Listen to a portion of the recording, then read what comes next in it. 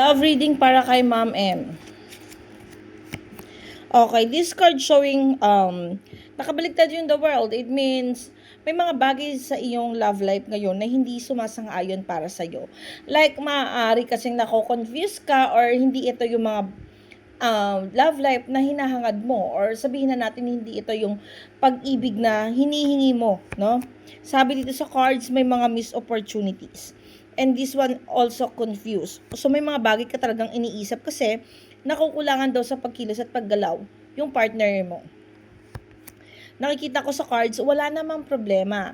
Wala namang sigalot. Kaya lang ang problema is yung parang kulang siya sa effort, kulang para maiparamdam yung security sa'yo, kulang para maramdaman mo na mahal ka niya. Sabi dito sa cards, pero nandun yung authority. Nakikita ko dito sa cards na ito yung gusto mo talaga makasama habang buhay. Ayun lang talaga, kung pagbabasehan natin yung pagkilos at paggalaw nitong taong to, negative talaga siya. Sabi dito sa cards, pagdating sa finances, okay din naman.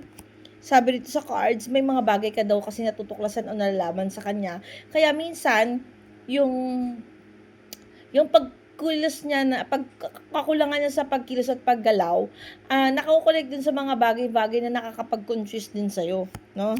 Sabi dito sa cards, gusto mo naman daw ilaban itong relationship na to, magkaroon ng pagbibigayan at pagkakaunawaan, at alam kong gagawa ka pa rin naman ng pamamaraan para maging maayos yung takbo nito. Nakikita ko lang dito sa cards kasi both of you are still guided na universe. Kaya lang, sabi dito sa cards, yun lang, nai-stagnant ka lang sa isang sitwasyon na parang confused ka sa mga bagay-bagay. Sabi dito, wishes not come true kasi nga siguro malayo kayo sa isa't isa. Sabi dito sa cards, may mga missed opportunities. So, ibig sabihin, kahit gusto nyo magsama, kahit meron mga bagay na dapat pagtuunan nyo ng pansin, hindi nyo daw nasasakatuparan.